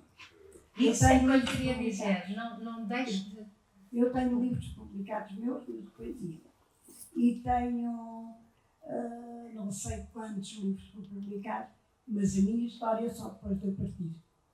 Pronto. Mas não deixe de escrever. Não, tenho 2 netos. Tenho um neto com 25 anos quase e outro com 19. E eles sabem no bem que, porque mesmo a história do meu pai é riquíssima. Eu tenho um orgulho sobre uma situação que não tem a ver com esta, mas é subsequente a ela. Em todas as situações nunca aparecem isoladas, tem sempre algo que lhe ou que é acrescentado ao que vem pela espécie. Eu tive um pai que, de tal ordem, soube preparar os filhos para a vida, que eu nunca tratei o meu pai por você, sempre tratei por tu. E à minha mãe, até aos 13 anos, pedia bênção. A muita gente faria confusão, à minha cabeça não fez confusão. Eu aprendi a gostar de música clássica porque em minha casa havia um gramofone para estar a tocar à noite, para o meu pai que tinha feito uma galene, e poder ouvir a BBC o ano através da galera. Porque tinha sido telegrafista na tropa e tinha aprendido. E podia passar que enquanto se ouvia aquela música, não passava o que estava a ser recebido pela galera. Portanto, quem quisesse naquela casa não ter conhecimento do que era ser político, ficava-se a ser, mesmo que não quisesse. Porque o meu pai não tinha preocupação. E aquilo que ele a maneira como nos preparou, eu tinha 13 anos, um determinado médico aí de Vila Franca, fui chamar o médico para vir a casa, porque a minha mãe era muito doente, e ele era o médico da fábrica, a minha mãe tinha direito a que viesse a casa. resumindo e concluindo, esse médico, não tem problema nenhum, o Dr. Augusto, que já partiu há muitos anos, tentou agarrar-me. Só que eu estava preparada para o que podia acontecer em qualquer lado. Porque eu fiz candonga de carne. Aos 10 anos. Por isso a guerra... e peço imensa desculpa, porque eu tenho... Não, eu ia falar na guerra. A guerra é outra. Peço imensa desculpa. Eu fui sócia do Círculo de Leitores não sei quantos anos. Tenho livros da senhora e sei o mínimo de querer. É muito diferente tentar ir à procura e saber do que viver. Sim. E digo-lhe muito sinceramente, se eu supostamente tivesse hoje 60 anos e estivéssemos aqui, eu diria de certeza que queria publicar a história. Porque hoje já não. Porque, e assim, não tenho. A minha mãe não, porque já partiu há muito tempo. O meu pai também já não. Mas não tenho familiares chegados, praticamente, a não ser a filha e os netos. E esses são o meu pós-história.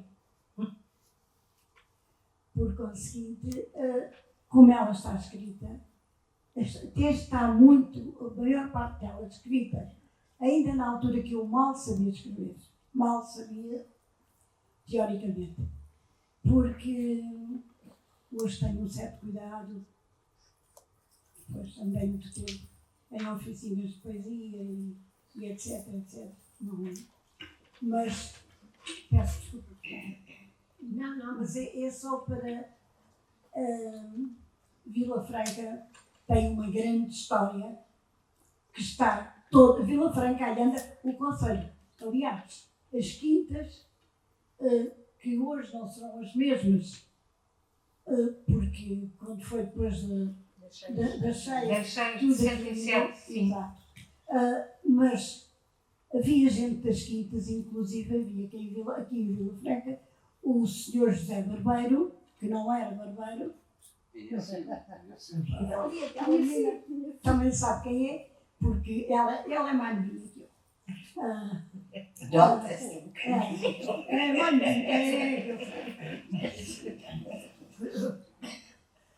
Se há coisas que eu sei a nível de Vila Franca, é que Vila Franca tem um defeito muito grande e tenho a impressão que isso ficou de pito cá gravado. Porque as pessoas batem à porta, nunca se pergunta quem é, nós perguntamos quem é, e as pessoas esquecem sempre quem foram. Obrigado pelo seu testemunho. Não sei se ainda há mais uma questão, mas temos que encerrar a nossa sessão. Depois deste testemunho pessoal tão intenso, é difícil perguntar o que é que seja, mas já gostava só de que dissesse algo acerca da presença e da dimensão dos informadores nos nossos arquipélagos, concretamente nas ilhas dos Açores e da Madeira, se faz favor. Não lhe sei responder. Não. Não lhe sei responder. Está por estudar essa parte. Eu sei que, pronto, evidentemente que, sobretudo os Açores, devido às bases americanas, não é? Eu sei que houve, de facto, há um trabalho que eu li sobre isso, mas só em Santa Maria. Pronto, é muito. E eu não consegui ver isso. Ainda há muita coisa por fazer. Desde logo a África. Mas não consigo.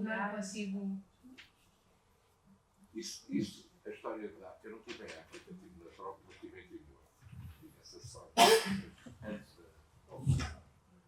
mas o papel apanharam ao 25 de Abril. Estava em Timor, em Dili. E de facto, a ligação que havia com a PIDE com as Forças Armadas Portuguesas nas colónias em geral, ali também, mas ali era muito menos intenso, particular havia guerra, mas sei, por familiares, por toda a gente que lá esteve na guerra colonial, a ligação que havia. Inclusive, um irmão meu teve um posto junto à PIDE, no sul de Angola, na fronteira com a Namíbia, que é hoje a Namíbia, que era o sudeste africano na altura, conjuntamente com a PIDE, destacado pelo exército. Ele era militar, estava lá. Posso dizer uma coisa? A PIDE, DGS, era o aparelho informativo das Forças Armadas nas colónias. Mas isso então dava uma conferência só por si. E tem muito a ver também o facto do 25 de Abril ter sido feito por militares, que muitos deles tinham um relacionamento com a PIDE nas colónias. E o processo da criminalização depois da PIDE a seguir ao 25 de Abril tem muito a ver com esse aspecto. Mas isso é outro assunto. Outro livro. Não, até já há um livro até de uma colega minha que infelizmente faleceu, a Dalila Mateus, e há também alguns trabalhos já sobre isso. Eu sobre os serviços secretos, evidentemente também abordo essa questão, porque não sei se sabem que houve um acordo, que era o exercício Alcora, entre a África do Sul, a Rodésia e Portugal, que foi escondido pelo regime português até 1970, à revelia da África do Sul, que queria que fosse publicitado, por uma razão muito simples. É que em Portugal não havia racismo. E os africanos eram portugueses como os outros portugueses. Pertenciam a províncias ultramarinas. E a Rodésia tinha um regime racista e havia o apartheid na África do Sul. E, portanto, Portugal, Marcelo Caetano, já anteriormente, mas sobretudo Marcelo Caetano, foi em 1970, tentou sempre dizer que a política portuguesa não tinha nada a ver com os chamados Estados brancos da África. Também é outra questão. Boa noite. Só o último, neste sentido.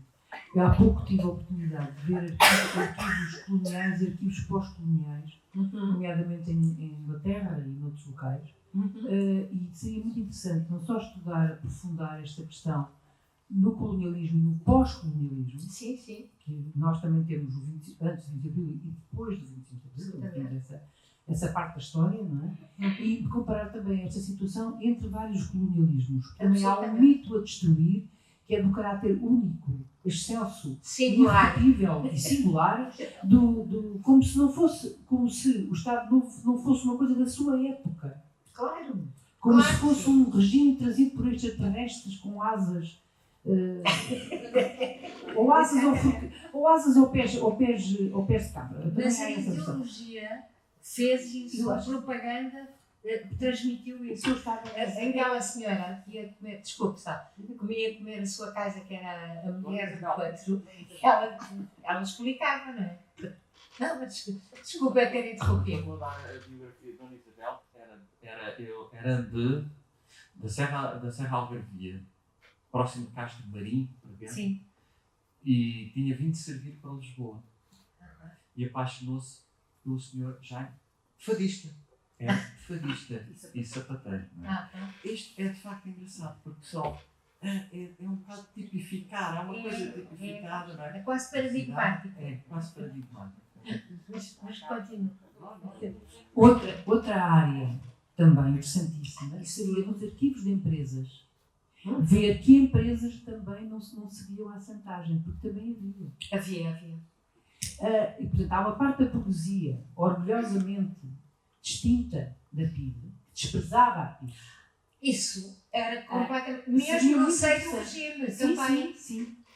E a outra questão é também. Fazia o trabalho sujo. E já agora, se eu fosse 40 anos mais nova, não é? Acho que aqui há pistas de investigação extraordinárias. E espero que sejam. Porque o conhecimento não nos vai matar. A ignorância talvez, mas o conhecimento não nos vai matar. Espero eu. É a questão das. Durante o período da guerra. Colonial? Não, da Segunda Guerra. Da Segunda Guerra. a questão dos refugiados cá e das denúncias que houve contra mulheres estrangeiras. Sim. Portanto, Sabe, eu estudei também essa parte. além da esposa obediente ao marido, também havia a esposa que queria que o marido não pusesse o pé em Ramo Verde. Não sei se me faço entender. Então não sei. Isto dava uma novela, no mínimo. Era filmes. E muito obrigada, Irene. Não, eu E não desista, está bem? Não, Mesmo não que a gente... desisto. Enquanto tiver E cabecinha. a Guilhermina... Eleitores. A Guilhermina, os meus respeitos. Se puder dar uma informação relativamente ao que havia de informadores a nível de ensino superior. Claro. Até em Coimbra, não imagina, porque não é que houvesse mais informadores em Coimbra. Assim como eu, por exemplo, não cheguei às ilhas, digamos, e aos arquipélagos. Em Coimbra, dá a ideia, com o meu livro, que havia mais informadores do que em todos os outros sítios. Não. O que aconteceu foi que a Comissão de Extinção da PIDE-DGS em Coimbra, portanto, houve uma comissão depois de extinção, não é?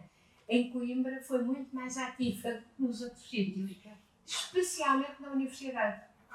Então, professores universitários. Coimbra tem um caso, então, que é terrível. Eu trabalhei numa editora que se chamava Centelha. Eu também trabalhei numa editora. Logo a seguir ao 25 de Abril, que era uma editora de Coimbra. E a mulher de um dos sócios da Centelha era informadora da PIDE. E recebia em casa as reuniões da Centelha. O Sobral Martins, etc.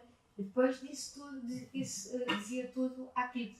Portanto, a mulher de um dos sócios denunciou o marido, os amigos que iam lá à casa e eram todos da Centelha. Isso foi também em Coimbra. Houve muitos professores universitários e em Coimbra também houve, claro. Alguns não chegaram a ser alvo de processos disciplinares e eu não introduzi os nomes deles aqui. Isso foi uma das questões. Porque a seguir ao 25 de Abril também houve um excesso de delação ao contrário. Há sempre. É assim, eu então não gosto do meu vizinho do lado, vou dizer que ele era da PIDE. A partir daquele momento. Isso também aconteceu. E também houve algumas notícias, até nos jornais, que não... Isso não era só. Isso é outra coisa. Isso era as declarações. Porque o que é que acontece? Isso até foi uma coisa do Spínola, mas quer dizer, não foi ele que teve a iniciativa. Logo a seguir, ao 25 de Abril, percebeu-se que uma quantidade deles se tinham rendido, não é? Desde logo na sede da PIDE, e outros tinham-se escapado. E deram um ultimato na imprensa dizendo até determinado dia os senhores entregam-se e, se não, a partir desse momento nós publicamos as fotografias e os nomes. Isso tudo aconteceu cá, porque se quiserem ver, nas hemerotecas está tudo lá. E muitos, justamente, disseram... Vem por este meio declarar. Um deles foi o inspetor Varatojo. Exatamente. Embora eu acho que ele não era da PIDE. Havia um inspetor Varatojo da PIDE. Mas não era aquele que aparecia na televisão. Tinha o meu nome. Por isso também, e esse aspecto eu tive muito cuidado. Só daqueles que eu tinha a certeza absoluta e que apareceram nos jornais e foram a julgamento. Alguns dos processos eu vi, que estavam no tribunal, no arquivo histórico militar, só nesses casos é que eu disse.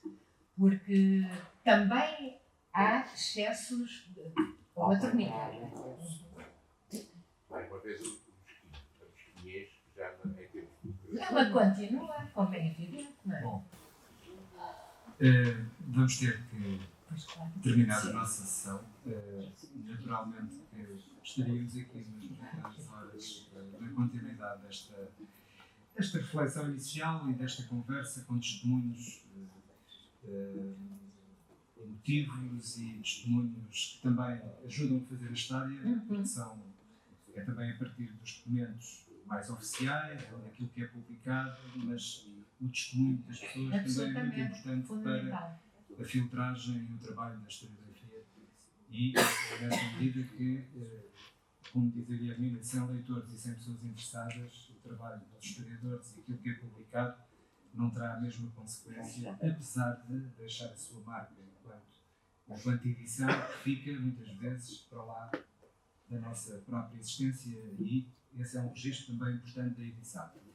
Mas, de facto, todos os trabalhos editados devem ter os seus leitores no momento, na consequência imediata da sua existência. Porque daqui a enquanto uns anos, se calhar, alguns autores vão pôr em causa algumas coisas que não, até porque têm acesso a novos a outras fontes e outras visões do mesmo tema. Porque isto é tudo interpretação também, não é? Independentemente da vocação científica e da necessidade do rigor científico nas ciências humanas, daí se chamar ciências humanas, há uma dimensão de interpretação à qual não podemos escapar por sermos seres humanos e não máquinas.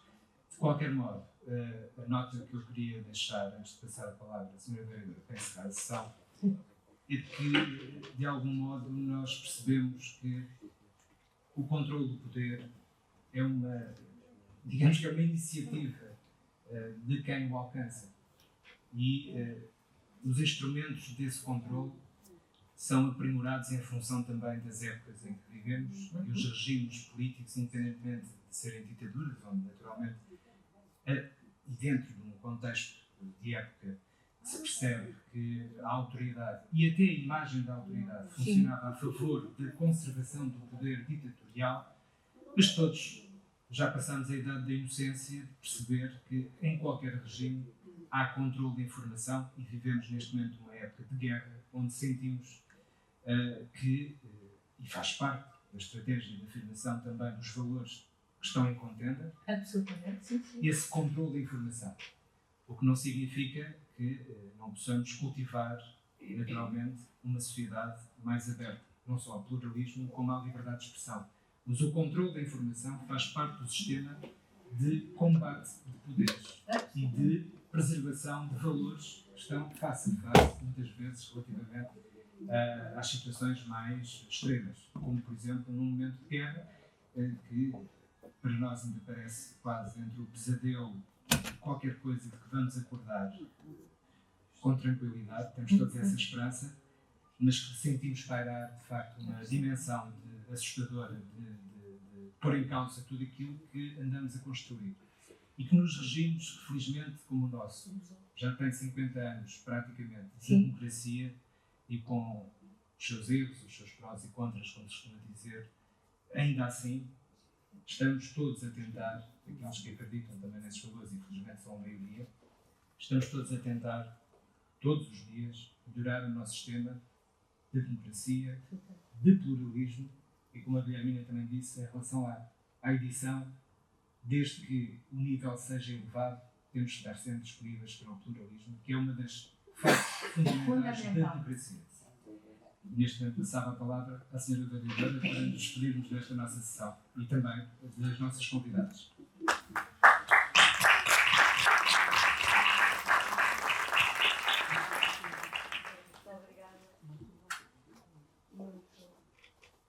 Ele está ligado, não está? Ele está ligado.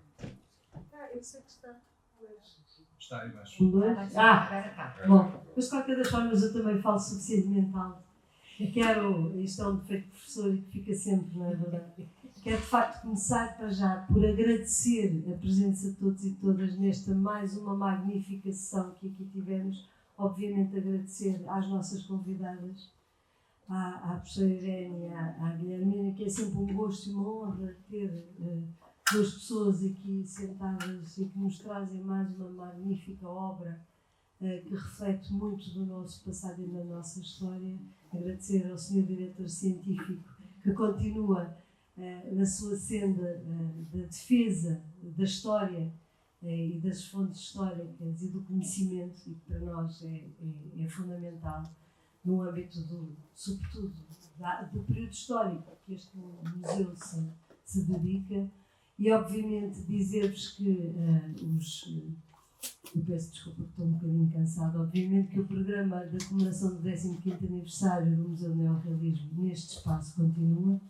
Amanhã teremos o espetáculo do grupo 33 ânimos, baseado numa frase de Manuel Alegre, antes que seja tarde, aqui neste museu. E é sempre mais um dos motivos para cá virem e para virem ver boa cultura e para virem ver o museu se ainda não o conhecem. Relembrar que temos uma feira do livro que ainda continua a decorrer aqui no átrio do nosso museu e, no fundo, convidar-vos para continuarem a vir ao nosso Museu do Neorrealismo e, sobretudo, a ler, porque sem leitores não há livros e sem livros não há cultura. Muito obrigada a todos e a todas e uma excelente noite.